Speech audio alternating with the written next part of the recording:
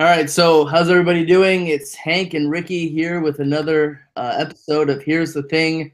At the end of the day, uh, Ricky, what are we talking about today?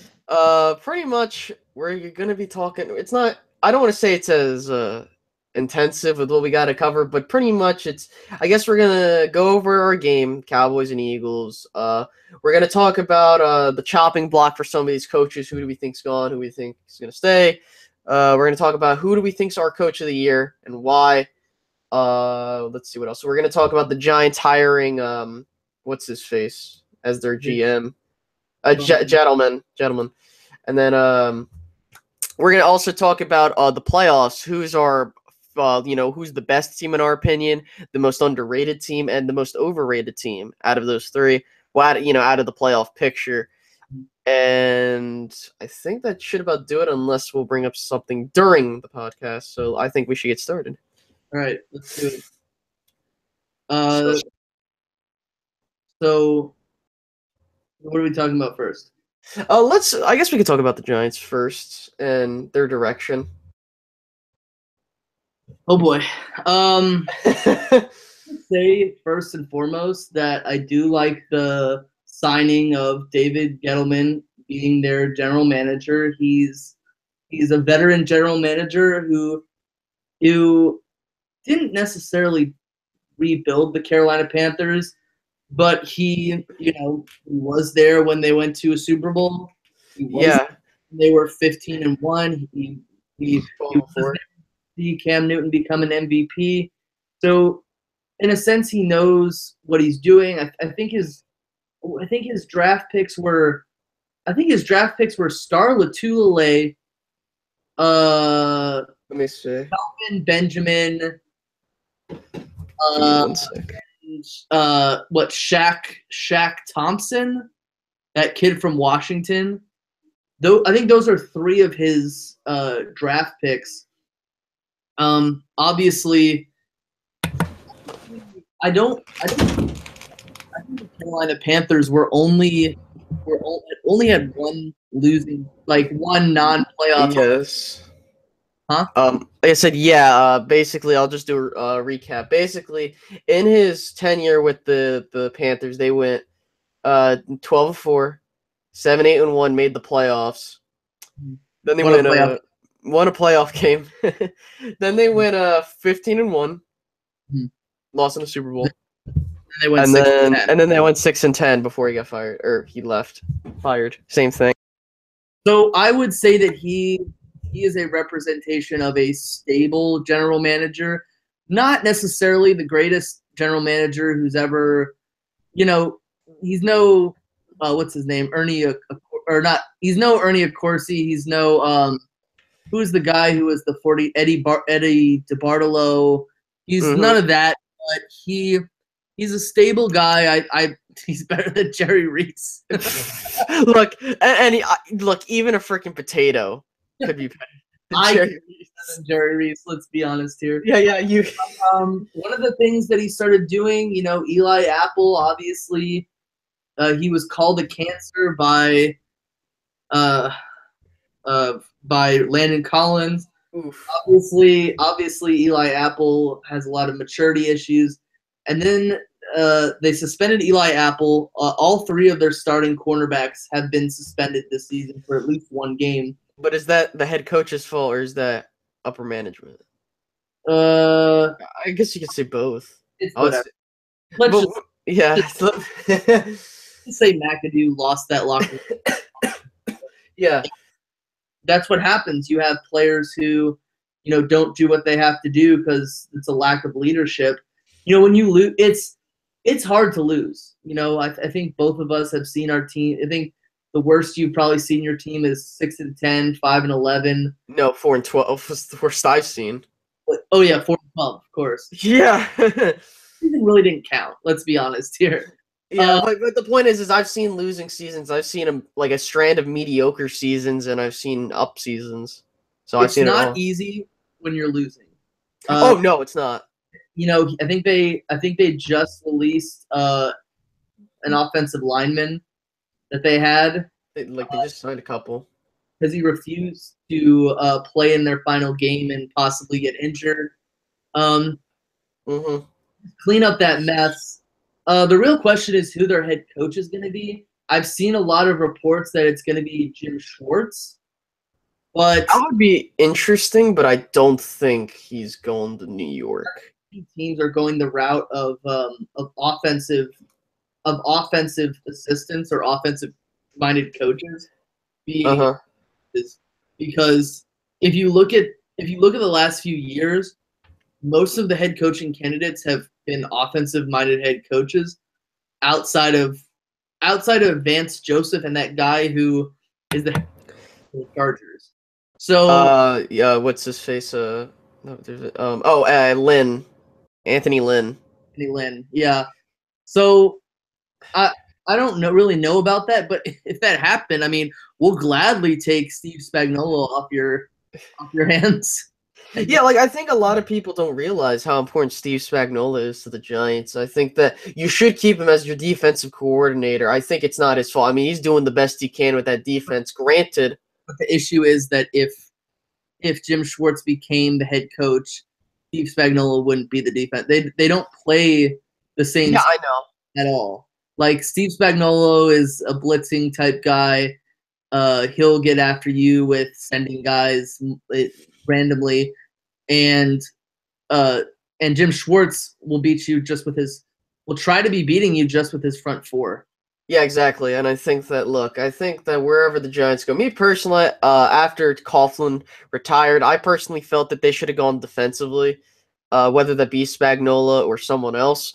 My logic for that was because the issue is Spagnuolo is never going to be a head coach. No, I understand. I'm just saying, like, someone with a defensive mind because you play off your strength. Considering the Giants went 11-5 in 2016 because of their defense for the most part, and the offense doing decent. Yeah. So I mean, look, I think the Giants made a pretty good hire. I think it's not like out of this world, but like it's not horrible. And the only thing that people don't like David Gettleman for was the way he handled getting rid of Steve, or not either releasing or not resigning Steve Smith, because Steve Smith was a fan favorite, and he had at the same time though he got rid of Steve Smith at a good point in time, because Steve Smith only had one full season, and the other 2 seasons he spent a whole year on injured reserve, and then he spent he spent part of the year on the injury list. So, you know, I mean, you can't go anywhere further than up. The other issue is the fact, and I know we've been spending a lot of time on this, and I guess we'll talk about Jimmy Garoppolo a little later. Yeah, the video, but he consulted Eli with what he wanted to do. Now, I like Eli. The issue is that any other quarterback would be done right now. Oh, yeah. Any quarterback besides a rookie would be done. And if you want to stand here and say, oh, you know, don't blame Eli for what happened. Well, I'm going to be honest here, and people might not like this, especially Giants fans. Oh, you're a hater. Technically, we're both haters. Eli was part of the problem this year. Mm-hmm. I mean, even in some of Eli's best seasons with the Giants, the team has lost. Like the last 6 years, they haven't gotten the offense and the defense on the same page in a long time. And you want to stand here and be like, oh, you know, it's not Eli's fault. He didn't have Beckham. Well, he had Beckham for 4 games. Mm-hmm. And he didn't win a single game off of that. And I mean, the whole receiving core was healthy. You have teams like a quarterback like Russell Wilson, who basically the only actual wide receiver he has is Doug Baldwin. The dude is like a game breaker for his team. Eli, on the other hand, right now at this point in time, I think he's 35 years old. Not so much. Yeah, let me check just to do it. I think he's 30. He's 36. He'll be 37 on the January 3rd. Yeah, So honestly, you might as well cut your ties with him. Right now, it's looking like if I'm a Giants fan, look to draft an offensive lineman, and then look to draft that kid out of Wyoming. yeah, I think that, and I've said this numerous times. Don't draft Saquon Barkley.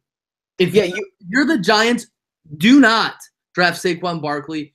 Do not draft a quarterback in the first round because there are a couple of good guys that you can wait for, and you guys were idiots for not starting Davis Webb in the last game of the regular season. Or, I mean, the Giants season's been over since like week 11. So yeah, let's be honest. I think, look, and I got to give McAdoo props for this. The fact now, I will admit, him benching Eli, yeah, that was a good move, but the problem was who he benched him for. If he had started Webb, I would have been like, what's wrong with that? Because my issue is you don't know what you're going to get from Webb. Let's say, for example, the Giants go in the draft and they be like, okay, we need a quarterback. They draft Baker Mayfield or somebody. I don't know. And then you end up like being like, okay, now we have two young QBs. Now what do we do?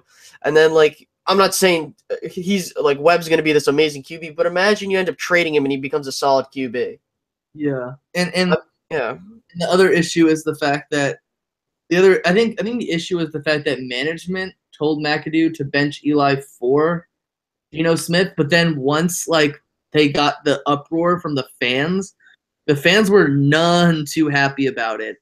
And it's like, but on the other end, like your season was over. You weren't gonna win anything. Mm-hmm. It's ridiculous. Yeah, like so I think we should move on to let's keep on like this trend of like coaches. Let's talk about who's on the chopping block. So me personally, well, we know Marvin Lewis isn't returning. Marvin Lewis, but before I think we need before we start. Marvin Lewis that he is resigning from his likely because of seasons where they haven't played as well. Dirk Cutter the Tampa Bay Buccaneers have come out and said, we're not firing Dirk Cutter. Sorry, Chucky, you're not going to be our new head coach again. So the Buccaneers are not firing Dirk Cutter. The Hugh Jackson is staying. Yeah, Hugh Jackson's staying. Hugh Jackson is staying.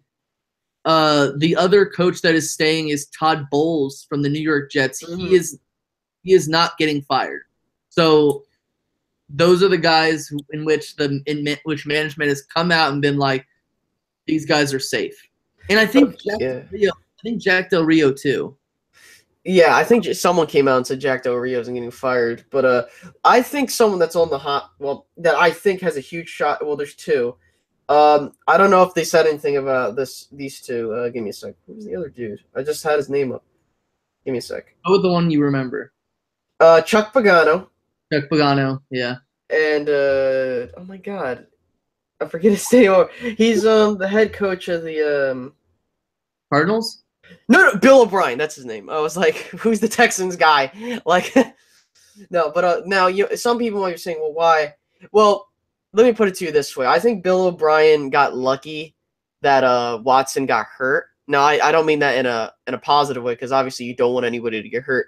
The reason why I think he's lucky that he got Deshaun Watson, because I felt like had Deshaun Watson stayed healthy, the Houston Texans are in a completely different situation. I think they could have gotten they could have 9 wins at this point. I think they would have a 9-win season. Yeah, exactly. And I think that but Chuck Pagano definitely I think is on there, but I don't know if they will fire him. Fortunate for the guy because I mean, he's not the general manager. They've done an awful job drafting offensive linemen or bringing in offensive linemen and defense. I think the only issue is how he mishandled Andrew Luck, which Andrew Luck is claiming that he doesn't need any more surgeries and he should be healthy. Yeah, I think, look, at the end of the day, I think that a lot of people were saying, oh, there might be a lot of head coaching jobs open. I'm like, nah, you're not going to see that. Like, don't get me wrong. I would argue and say a ton of people are on the hot seat, but just because you're on the hot seat doesn't mean you're going to get fired. I mean, look at Jason Garrett, for example. I mean, Jason Garrett, he's not going to get fired, but I wouldn't be surprised if Scott Linehan is relieved of his duties. Like, because Rod Marinelli was the only one that made adjustments and the defense started playing amazing, and Mhm. the offense just just sputtered out. But like, and I don't want to, and I'll talk about the Cowboys later on as we get closer to talking about the game. So, who do you think's on the chopping block? You know what I mean? Like, who do you think's Guys who are on the chopping block right now. One of them is Vance Joseph. I Oh yeah, don't necessarily know what they're gonna do there. I mean, I feel like that team kind of wasted its time especially with Vance Joseph, because yeah, you could tell he was a guy who was in Miami originally, yeah. He was their defensive coordinator. Miami Dolphins, and they had a pretty good 2016 campaign. So you think to yourself, well, why not bring him in? Add him to an already amazing defense. I think that the major issue is the fact that that team had a lot of drop off because they didn't have Wade Phillips, and let's be honest, Wade Phillips was in many ways the catalyst for that team. Yeah, a lot of people don't understand. The Denver Broncos, the Denver Broncos, their Super Bowl run in its entirety was not a Super Bowl run that was based off of the offense. That defense was just beastly as hell. And Yeah. I mean, they basically won with a bobblehead quarterback. Okay? Yeah, I mean, Wade Phillips is single-handedly responsible for winning that championship for Denver. And like, look what he's doing in Los Angeles with the Rams. Yeah. I mean, the Rams have a stout defense. He's using everybody to the best of their abilities. And look, they're one of the best playoff teams in the league. Yeah. So, yeah. Then you can say they're like a top 4, top 5 playoff team. And it's unfortunate for the guy because I like the guy, but I think he's just way over his head. And I think that in many cases, John Elway really didn't do this guy justice because he puts Trevor Siemian and he puts Paxton Lynch on this guy and says, all right, win with both of these guys. But we all know that both of them are quarterbacks. They thought, oh, we got these defensive players, we could do well, but they really don't have a lot of coaching. They already fired their offensive coordinator, Mike McCoy, I think his name was. Mike McCoy, yep. Well, they fired him and they brought in a Bill Musgrave. Yeah, Bill Musgrave. Which is a good hire, but they need the quarterback. They don't have the weapons on offense, and Demaryius Thomas had a very off season. Who's the slot receiver? What's the slot receiver's name? Emmanuel Sanders. He was injured all season. They had Jamal Charles brought in, which I thought that was one of the biggest mistakes I've ever seen. So he's one coach that's on my hot seat. The other coach that I also have currently on my hot seat is Bruce Arians. I don't know if the Cardinals are gonna keep him or not. He's staying. Just so you know, there was some reports coming out saying like he was gonna retire or something because of health reasons. That's not true.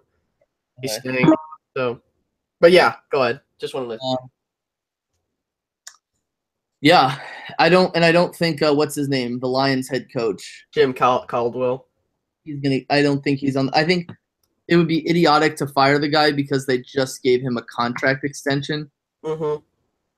Like in the beginning of the season. So I think that's would be kind of a lame duck move. Yeah. If that were something to if that was something to have happened. Really the only one that I have, Vance Joseph. Like I don't really think that there are a lot of head coaches that are going to get fired. I just don't see it. Yeah, I completely agree with you. I think that there's a good possibility. Like usually every year you'll possibly see like 5 or 6 head coaching places. To me, and me personally, I think it's just going to be the Giants. I think it's going to be obviously the Bengals, and I think it's just going to be 1 or 2 more places. Yeah, for head coaches, I don't know about like coordinators and whatnot, but outside of just relating to the head coach position as a whole, I think it's going to be like 4. Yeah, nothing huge. So let's move on to Coach of the Year talk. So we were talking a bit earlier before we began, and we were talking about who do we think's Coach of the Year. Now, me personally, I think Sean McVay should get it, but who do I think's going to get it? It's probably either going to be Mike Zimmer or Doug Peterson, and I think it's going to be Doug Peterson. You see, I think it's going to be Sean McVay. I think he got it in the hat. I think he's brought that team back from. I think he's been the guy with the most improvement when it's come to wins. That team was completely dead. Like if you look at the Eagles and you look at the Vikings, there's not as much improvement as with the Rams because I think the Rams were like a 4 or 5 win team. Yeah, they went from a 4-12 team to they could possibly just swap their record possibly at the end of the season depending on how they do. I mean, the Eagles were 7-9 and the Vikings were 8-8. So I think there's a lot of improvement, but I think Sean McVay is going to get it just because of how well that team has improved, and I think that in many cases, with the Vikings and with the Eagles, if you don't have Zimmer or you don't have Peterson in there, I think that those teams could still have like 9-10 win seasons. But without McVay on that team, coaching that team, that Rams team is like nothing. Yeah. Jeff Fisher, they're nothing. Yeah, and I think definitely Jeff Fisher proved it, considering the fact that both of the quarterbacks that were on his team last year are led their teams to division titles. Granted, Case Keenum's more of a backup than he is a starter, but considering what he did, I mean, I can't knock it out. Actually, he was technically a number 3 quarterback. Technically. Because they came into that season with Sam Bradford, but thinking, oh, we could possibly go in with Teddy Bridgewater. But yeah, I think it's Sean McVay. I think that Peterson and Zimmer have led their teams well, but I think with McVay, there's just so much improvement that you just have to go. And of course, it's not going to be Bill Belichick because Bill Belichick doesn't win Coaches of the Year. Coach of the Year is for the coach that leads the team back from the most amount of losses to the most amount of wins. Yeah, exactly. I mean, Bill Belichick is clearly the best coach in the NFL. Yeah, we're not disagreeing with that. All right, so what do we have next? Next, we're going to be talking about playoff teams. So, like I mentioned earlier, when we were introducing our topics, we're going to go through each of the conferences, AFC and NFC. You're going to say which team you think's the best in said conference, the team you think is the most underrated, and the team that you think is the most overhyped / overrated. Yeah. Okay. I want to start with the NFC. Yeah, sure. So before we begin, I want to bring this up because this is actually pretty cool. In the NFC, there's only 2 teams out of the 6 that are currently in that have won only 1 Super Bowl. The rest have not gotten a title, which is pretty cool. Yeah, the Saints and the Rams. The Rams, of course. And then if the Seahawks make it, they would be another team. But yeah, the point is none of these teams are like decorated in terms of Super Bowl. Yeah, so unless you talk about NFL championships. Shh, we don't talk about that. Underrated. We'll go with underrated first in the NFC. Underrated? Yeah, underrated team in the NFC. Okay, right. I would say the most underrated team is probably the Panthers. Because I think a lot of people don't realize what the Panthers can do on offense. You see, I disagree here. I think they're the most overrated team in the. Well, I mean, we can. Everyone is talking about them. Like the thing that I find really funny is the fact that the Eagles played the Giants and they had a tough game against the Giants, but nobody's talking about how the Carolina Panthers had a tough time with the Tampa Bay Buccaneers. That game came down to like the last 50. And I'm not saying they suck because they almost lost that game. They won that game. They deserve to go to the playoffs. I just think they're the most overrated team just because everyone's saying that they're going to run, or not everyone, but people I've seen are saying that they're going to run the table. Well, I mean, let me tell you something. Like, then again, the Seahawks aren't in the picture. If the Seahawks were in the picture, I would say the Seahawks. But because they're not, like, I can't say the Falcons are underrated because the Falcons are rated fine where they're at right now. Exactly. And the reason why I say the Panthers is because based on the other teams in the playoff picture, would I be surprised if they lost in the first round? No. But my thing is that what they're doing with Christian McCaffrey, it's just crazy because the Saints and the Panthers are very similar. Yeah. Like, in terms of their play style. So I guess we'll switch it. Overrated team, I would say. Who's your underrated team? My underrated team right now in the NFC.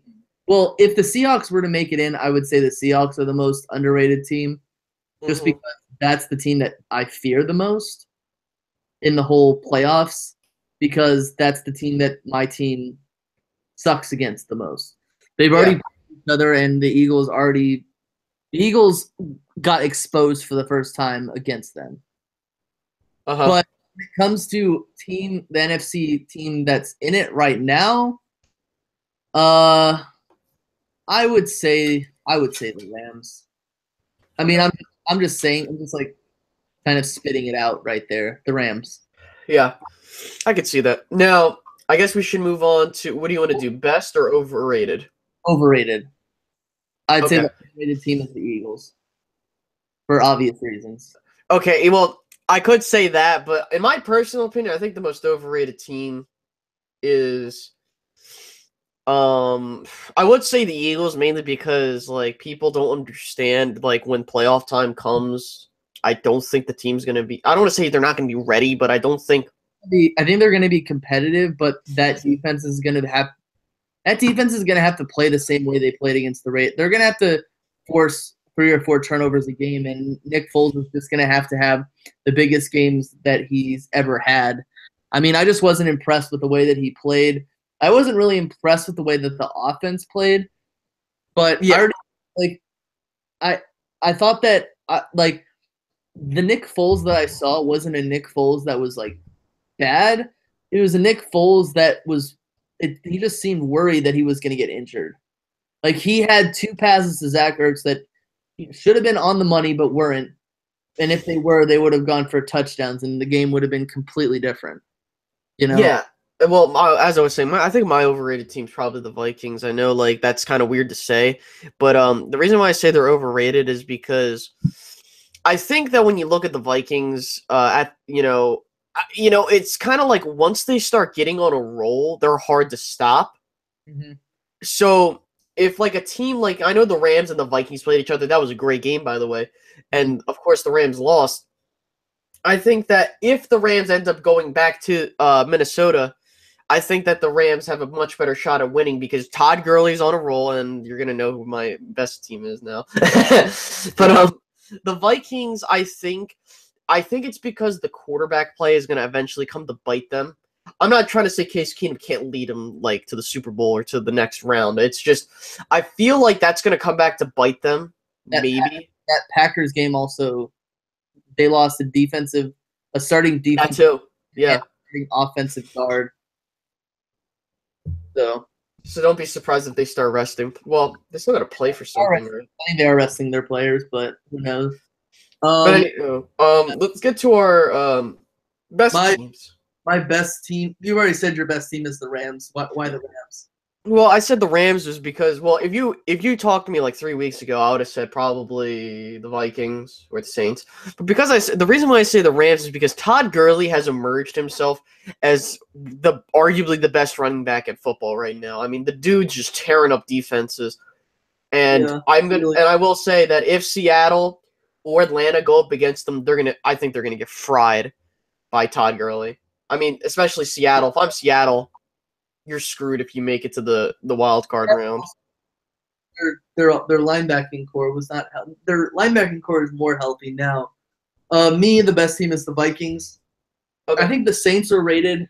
I mean, maybe I'm wrong, but the Saints are rated perfectly right where they are. I don't think that they're overrated, underrated, or the best team, but I think they're good where they're at. I think that team it can be competitive if they put their minds to it. But I feel like it's the Vikings. That's a dominant defense. You've got a good steady running game. I mean, this is a defense that could possibly this is a defense that could possibly be one that has like 10 to 16, 10 to 16, maybe even 17 points a game.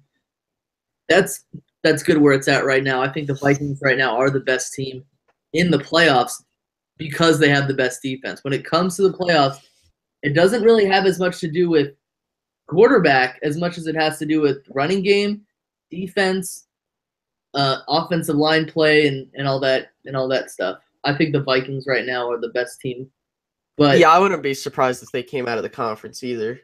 yeah, I will tell you this: whoever comes out of the NFC is gonna be a tough one because unless you're like unless you're the Eagles, I don't not to be biased, but it's just like I think that any other team besides the Eagles can win it all because I think the NFC is that strong, and I don't think a lot of people understand that. yeah. So let's go over to the AFC. So obviously, this is probably going to be pretty simple. Mhm. So let's start with our most overrated teams. I'm going to say the Jackson. Yeah. Yeah. I was going to say the Jacksonville Jaguars. Here's why. The reason why I say it's the Jaguars is because a lot of people don't realize Blake Bortles is their quarterback. And you do know, like, the Jaguars are, in essence, what the Texans were last year, I would say. Yeah, last year. And except they have a good running game, and the defense is amazing. Yeah. Well, better than the Texans, in my opinion. But I think that do I think the Jaguars are going to get a playoff win? Yeah, they're probably going to get a layup, depending on who they face. If they face the Chargers, it's not going to be a layup. But I don't expect them to go far. If not, just win one playoff game and they're done. Yeah. So who do you think? What's your overrated? Is the Jaguars. I was Okay. none too impressed with the way that they played against the 49ers, a team that they should have scraped across the table. This is where I talk about Jimmy Garoppolo. They should have just murdered him, but he played so well. I think he had a red zone interception was like the lone mistake he made all game. Yeah, like I mean, Jimmy Garoppolo. Otherwise, he had 3 total touchdowns. I think 2 passing and a rushing. Yeah. And I was none too impressed with the way they played it. They won the division the week before. Like they completely shithoused the Houston Texans at home, and then they come to Santa Clara and they just look like a completely different team. I think they kind of turned off before, and I think everyone started overhyping Blake Bortles after that game. They're like, "Oh, he's Mr. December." No, I knew Blake Bortles was gonna fall off at some point, and I'm not trying to hate on the dude. I hope the dude does great. I hope everyone does great. But the problem is I think that a lot of people forget Blake Bortles as the quarterback of this team, and I know he's had a pretty decent year. But don't be surprised if I'm the Jaguars. You might have to go out and get another quarterback in the future, not right now, but like if Blake Bortles is the reason you lose, then I don't know. But yeah. So we're on the same page. Overrated teams, the Jaguars. Let's say an underrated team. You want to go first? Yeah, underrated. Well, from the teams that have been locked up right now, I think the Ravens are a win and they're in. If they make, Yes. because obviously with the NFC it was a lot easier because we just didn't know one of the teams.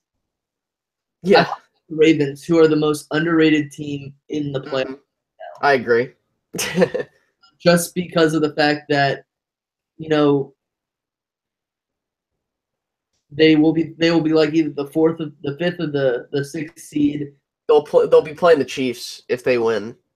Yeah, they're kind of like that average team, but at the same time, nothing like comes at you being like, oh, we've got this firepower at you, but they do have weapons that they can use for their arsenal. Joe Flacco's a steady quarterback, and they've got the best defense in the AFC outside of the Yeah. Jaguars. And a lot of people don't realize that when the Ravens get in, they normally win a playoff game or two. And I think that look, and also They'll win the playoff game. yeah. Go ahead. They'll win, they'll win the wild card. Yeah. They'll win the wild card game as a determination of whether or not they'll beat New England. I wouldn't be surprised if the Ravens upset them, but the thing is that I feel like that the Ravens, the reason why they do so good in the playoffs is number one, they play great defense. They pretty much play easy offense, solid defense, and that's how they've been winning games this season. I think it could definitely take them past the first round. As for the second round, I don't know. Considering the way that Tom Brady's been kind of playing over the past couple weeks, and the Patriots have been looking meh, but I wouldn't be surprised if the Patriots just go all the way. But the Ravens are definitely a team you got to look out for. Plain and simple. Now for the best team. The refs. Yeah, obviously. Yeah, the refs. I will say this: like every single controversial challenge that's happened this season has gone the Patriots' way. So the Patriots are the best team until they get knocked off.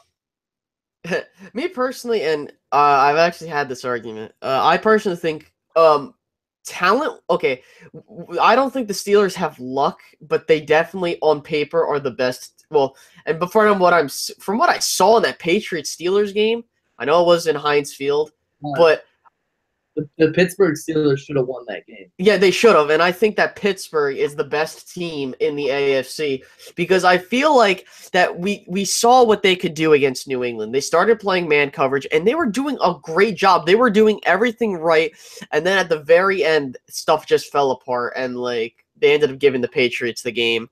No, it's not because of the Jesse James catch no catch. It's because the defense first they dropped the pick. Then they let Tom Brady and Gronk march down the field, score the game-winning touchdown, which happens against a lot of teams. Let's be honest. Yeah. He's like 6'7" and weighs around 270. So that happens. But I will say this: if the Steelers can find a way to neutralize Gronk or limit him, they definitely have a shot, regardless of where they play. But because of the luck, I wouldn't be surprised by me saying the Patriots, but I definitely think the Steelers are the best team in the AFC. It's just a matter of can they get their act together. I think AB's coming back for the divisional round, which is huge. So yeah. So what else? All right, do you want to move on to our game? Yes. Okay. Almost forgot.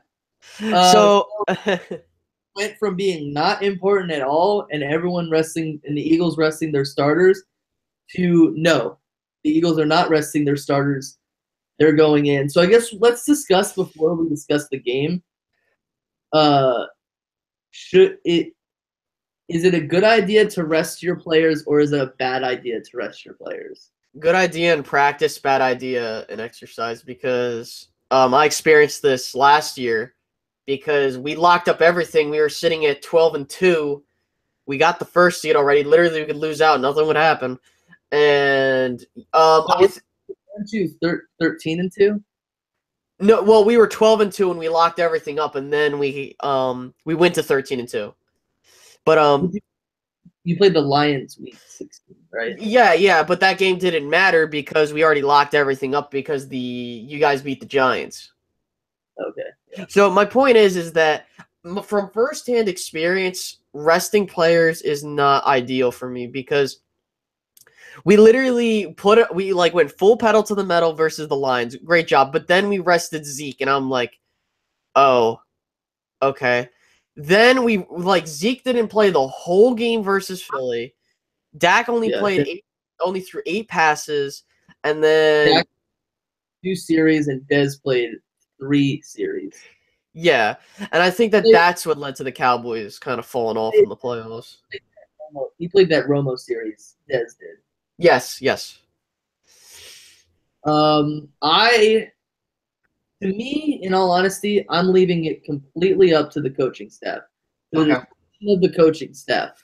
I said before, when Wentz went down, I said I was all for benching the starters because of his injury.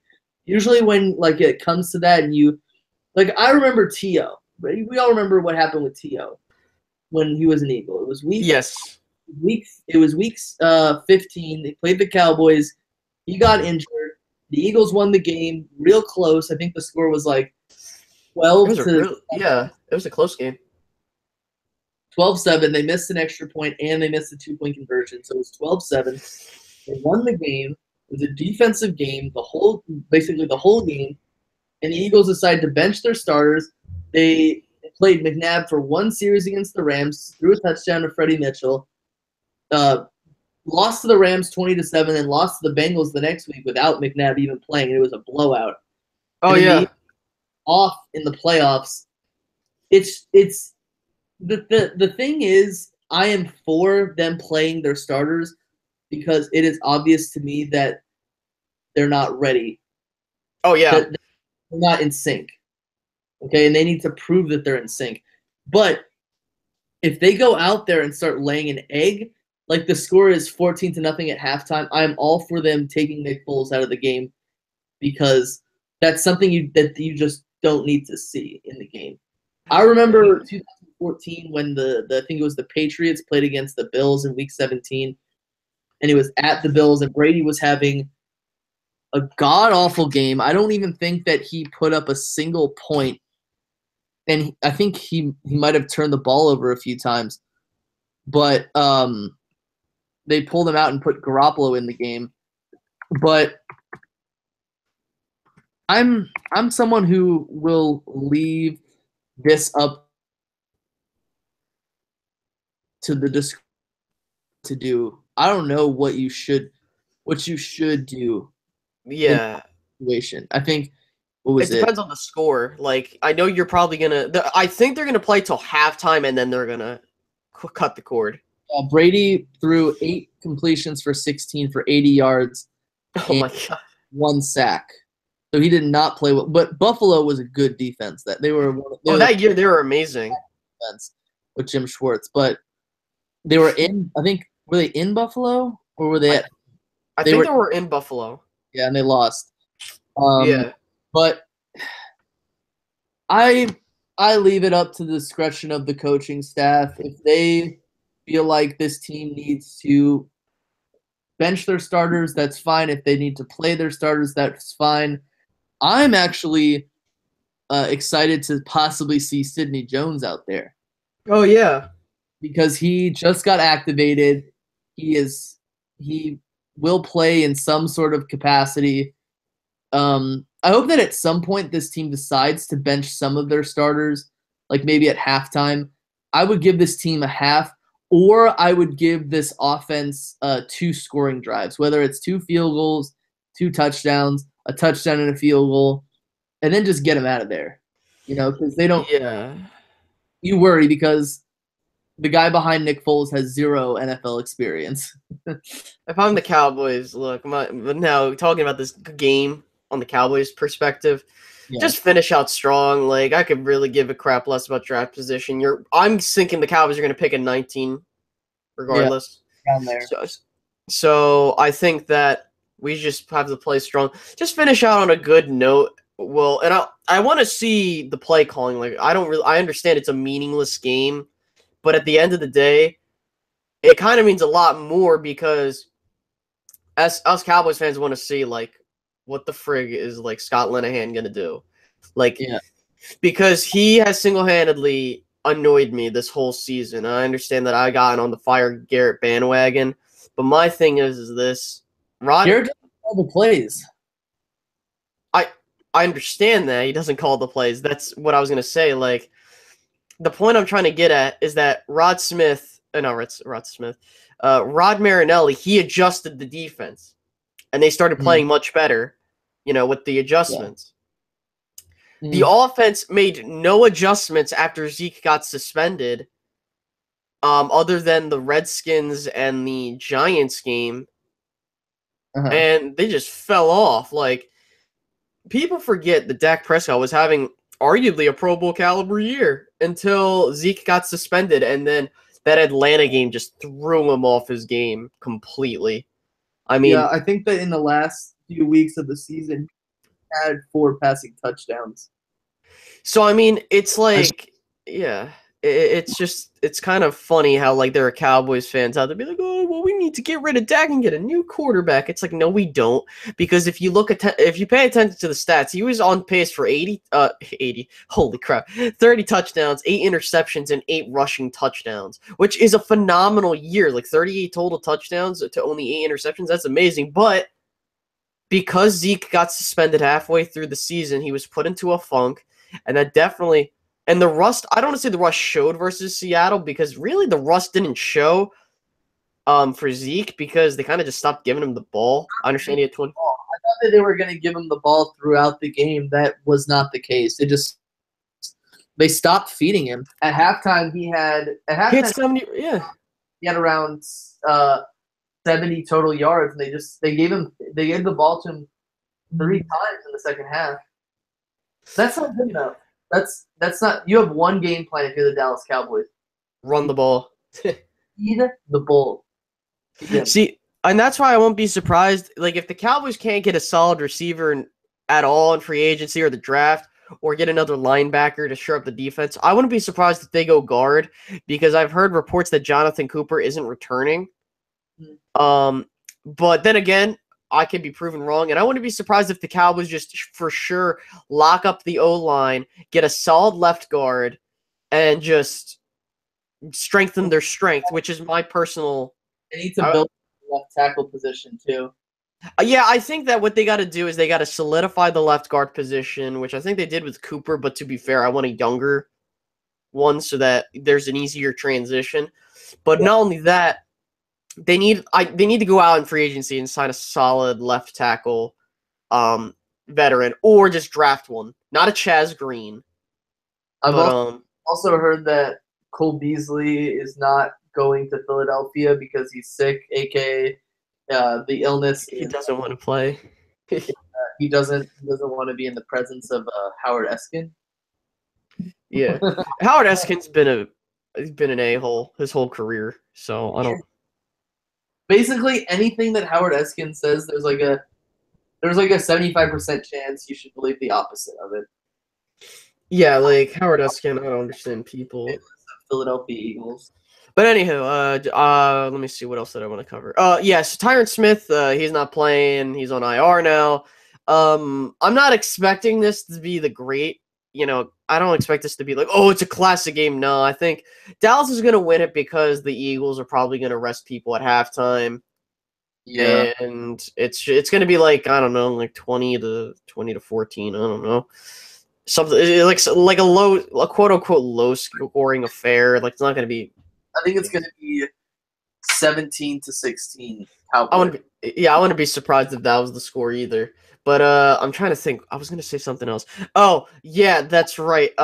If the and I've always said this, like, look, if Jason Garrett wants me to get back on his to follow him, fire Scott Linehan and get a better play caller, like a Norv Turner or a Jesus, I'm forgetting his name. Norv Turner works. Doesn't Norv? I think Norv Turner retired, dude. No, he didn't. He resigned from the Vikings in 2016, but he didn't retire officially. But I think that I think don't kill my hopes. No, I thought you were gonna say Bill Callahan, and I was like, aren't they the same guy? Oh I'm no, just Bill kidding. Callahan was Bill Callahan was the former dude, the former offensive. I would love for him to come back. I would love for him to Yeah, come but back. he's the offensive. He's some offensive assistant at for the Redskins. Washington. Yeah, he's not going to come back. I don't think so, because a lot of people don't realize that Bill Callahan is the reason why the Cowboys became an elite running game, a Yeah, running team. they're coached with DeMarco Murray. Yep. But Uh, yeah. let's talk for like this last 5 minutes about college football. I think we're going to Okay. discuss.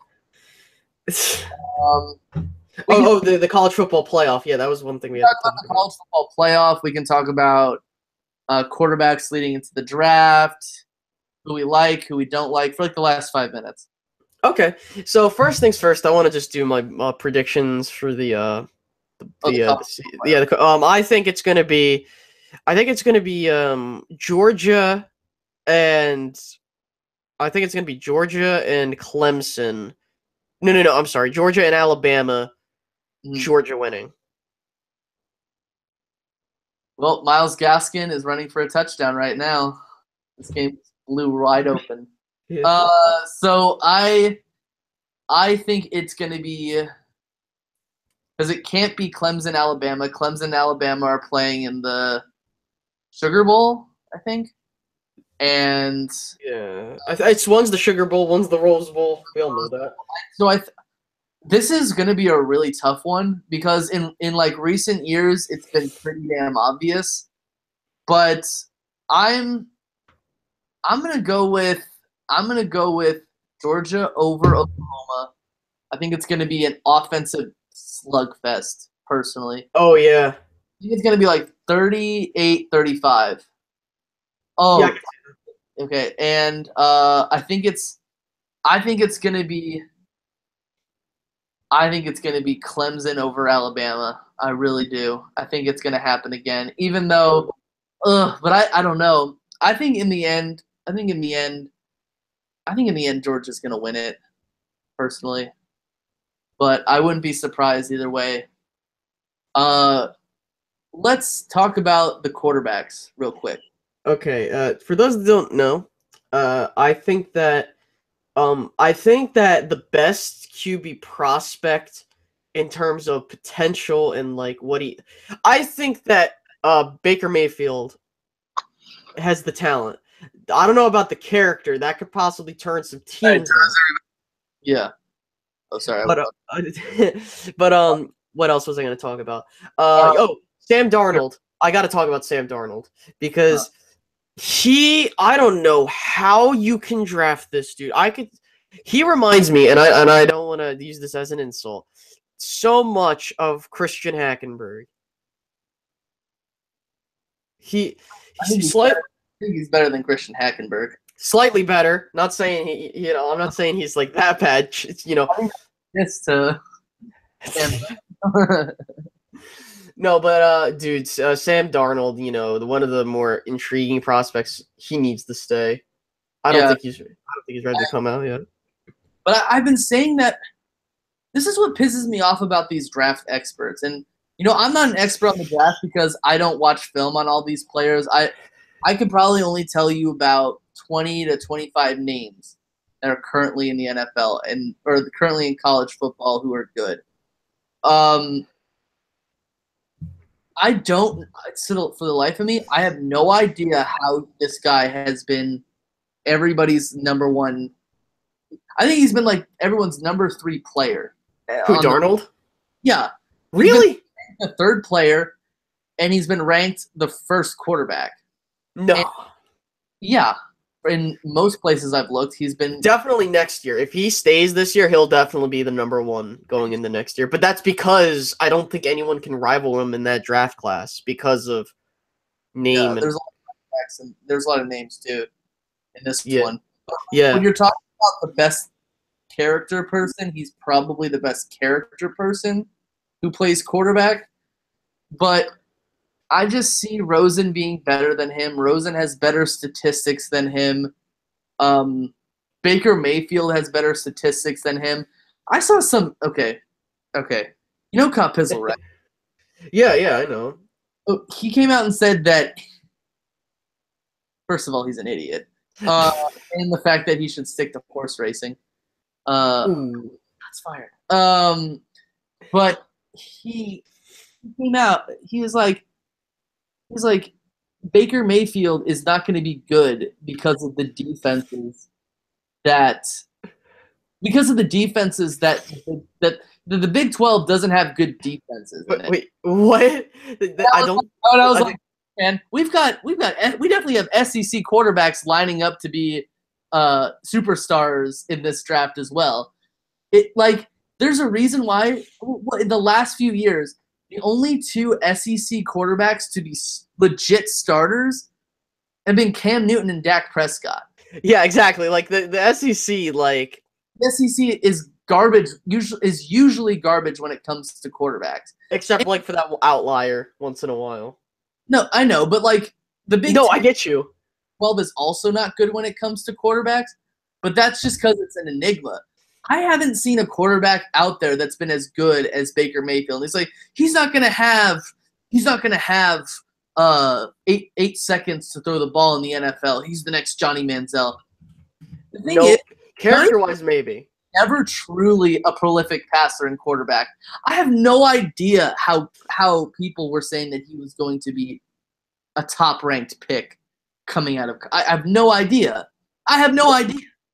But Baker Mayfield is on another level in comparison to Johnny Manziel.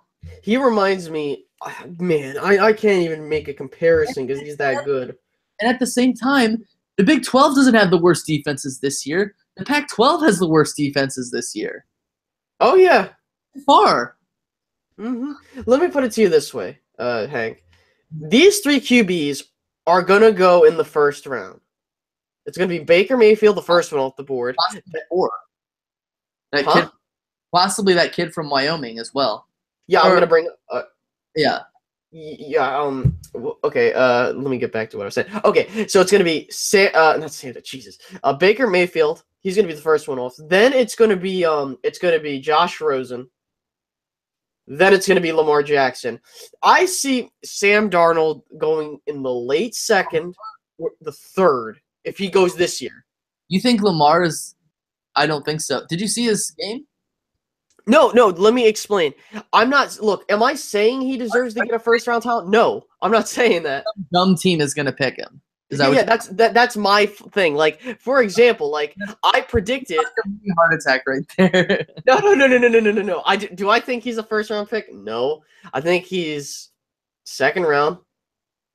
But I don't like. But that's as far as I'm willing to go. If you can give but it's becoming a stretch for me. You get what I mean? Like, I think he's a second-round pick at running back. Yeah. Like you get what I mean? It's like I don't trust Lamar. Like, yeah, he's a tremendous runner, but that's all he does. I mean, you saw that if you saw the bowl game he played in against Mississippi State. Ooh. I heard it was bad. Sucks, but he's better than me, but he had a lot of floaters. Yeah, so as it was passes. But as I was saying, just to conclude, like when I say they're gonna go in the first round, people think, because I've had this argument with people, like, they'll be like, oh, not saying you, but like they'll be like, oh, so you're saying this person is a first round talent? Like, no, I just think that when you look at the tendency of teams, they'll get very panicky and they'll draft a QB. I mean, look at last year's draft. 3 QBs went. First you had Mitch Trubisky going off the board at number 2, which I predicted. Then I had Mahomes. Then it was Mahomes, and then it was Deshaun Watson. Yeah. And I thought Deshaun Watson was the best QB of that whole draft. And then I said it was going to be I think I said Patrick Mahomes has the highest ceiling, lowest floor. And then Mitch Trubisky wasn't going to be as great as advertised, maybe average at best. And so far some of that was Yeah. I think that Darnold's got to go back to school. I think Rosen right now is probably the best pure passer. I would say that Baker Mayfield is the most prolific player, Mm-hmm. but of course in the NFL he's not going to have as much time to dance as he's been having. Yeah. But that's And my feeling. yeah, and I mean, as we're about to wrap up, as we enter the free agency class, like when we do our podcast, we're gonna of course go over free agency. Who do we think is the best? Like, who do we think's the best of each class? I mean, I'll be doing stuff as we get closer to the draft. I'll do my big boards and who I think's the best player. And then I'll just say I'll just say like I'm Mel Kiper Jr. and that I know what I'm talking about. So shut up. No, I'm kidding. I don't know when we're gonna do the mock drafts and stuff. My postman has more talent than Mel Kiper Jr. Ooh, no, that's no, that's no good. No, I'm kidding. But yeah, I think. Look, I'm really ticked off because I felt like Penn State could have definitely gone all the way this year, but they didn't because a certain team came back from 19 points down to pretty much ruin our season. Thanks, Ohio State. They didn't go to the playoffs so that they could get their asses kicked again. Dude, I would have loved to see that. But then again, there's always next year, but then again, we won't have Saquon. But hey, it's fine. I mean, we'll you know what? We'll just get another Saquon. We'll just clone him. We'll have to get someone. His name is Saquon Barkley. Yeah, Shaq Barkley. From China. He's from Sichuan. Szechuan. Sichuan. God dang it. Or his name, or he's Mexican. Sichuan. No, but before we, I guess as our final thing, what would you, if you had to give a letter grade to this QB class, because we were talking about the QBs, on a letter scale from A+ to F- or just A to F, what would you give it and why? If you could, I mean, at the beginning of the season, everyone thought it was going to be amazing, so I would have given it an A+, and then at the end of the season, I would give it a B-. I'm gonna say B- just because of Baker Mayfield. Yeah. Like he's the only if Baker Mayfield was eliminated from the equation, this is easily a C- to a D+. Because I feel like Josh Rosen I think is the bright spot. I think if you start Josh Rosen out of the gate, I don't think he's gonna be great. The thing that I worry about Josh Rosen is the fact that Josh Rosen, in my opinion, could be as good as Phillip Rivers, but as bad as Geno Smith. Because that's a good. If everyone remembers, I mean, Geno Smith led West Virginia to like a 6-6 record or something like that, but he had the most passing total touch. I think he had 45 or 50 something touchdowns that season. I don't know the exact number, but it was super high. And that's what I would say. I say he could be as good as Phillip Rivers. I mean, not discounting the no Super Bowl, because to me, I don't think that really matters with the talent. Enigma. But I think that he could be as bad as Geno Smith. Geno Smith, when you look at Geno Smith, look at their intangibles and how hyped up they were. I mean, that was just a horrible quarterback class. The 2013 quarterback class was horrible. Dude, that was horrible. I'm surprised that looking back at that class, I'm surprised that the Cowboys managed to get some decent talent, i.e., the best center in the league, arguably. Yes. Dude, we got Lane Johnson and Zach Ertz. I think that just about does it. Yeah. Make sure that if you're in fantasy, start Harrison Butker. Oh, and by the way, if you won the championship, it's probably fake, and it's probably because the refs helped you out. Just saying. Because guess what? I was first overall this year. I was first seed, and I lost in the first round. Feel like I'm the Eagles. And then in my other league, I won a playoff game at least, but that being my first playoff one. But then again, it was a fun season. For football. If you're a football fan, fantastic season. really fun season, losing my first overall pick, like first quarter. And the first, what was it? Like the second, what game was In it? the first quarter of the first game, Oh my god! David Johnson. Uh, And I want to, I don't want to drink my bleach because I took Julio Jones over frickin' Antonio Brown because I felt like Antonio Brown was gonna be like others. But then again, I must drink my bleach. All right, guys, that about wraps it up. I will be live on my channel for the Full Court Press basketball stuff with DJ. We'll be convening on Wednesday to be doing our wild card predictions. Well, yeah, you know what I mean. About the system when it comes time. Yeah, we're gonna think about it. We'll announce it before we do picks. Yeah, So, yeah. But what do you know how many? Because I wasn't here. What was my what's my overall record? Oh, give me a sec. I don't mean to it was like 150. I don't mean to float before we drink base liquids. Shut up. Oh, no, I'm kidding. Give me a second. I need to find my book. Where's my book? My bookie. My handy dandy notebook. Oh, there it is. Found it. All right, let's see. I wrote it down. So going into the final week. Okay, you are leading 151 wins to 89 losses. Holy crap! You went 11-5 this week. I went 13-3 last week. I'm at 1-4. That overall record, it's like it's over 500, but wow. I don't know how to math, but I can definitely, once the season's over, I can look at percentages. But I'm at 144.94. Josh is at 133.97, and DJ is 125.127. And we gave him a bet. The bet is that if the Browns win this week, because he's been saying that they're gonna beat them, the Browns are gonna beat the Steelers. He's getting all those Browns picks back. That's just 16 though. Huh? Yeah. That's just those are just 16 wins or 15 wins though.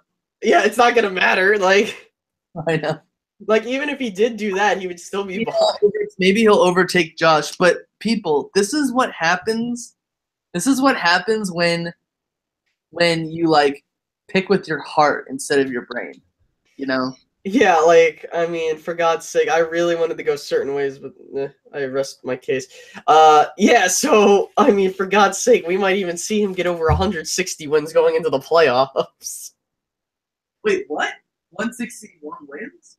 Well, if you get 9 correct picks, you get over 160. Oh, I thought you meant DJ. DJ's out of it. Like, he can try to finish above 500 for Spirit, but like, you're in. Yeah, DJ's very good at picking the playoffs though, because the Browns aren't in it. Dear Lord. All right, I think that's all right, guys. Yeah, that does about that. Yeah, don't die. That's my motto. Don't drink base liquids. Yeah, exactly.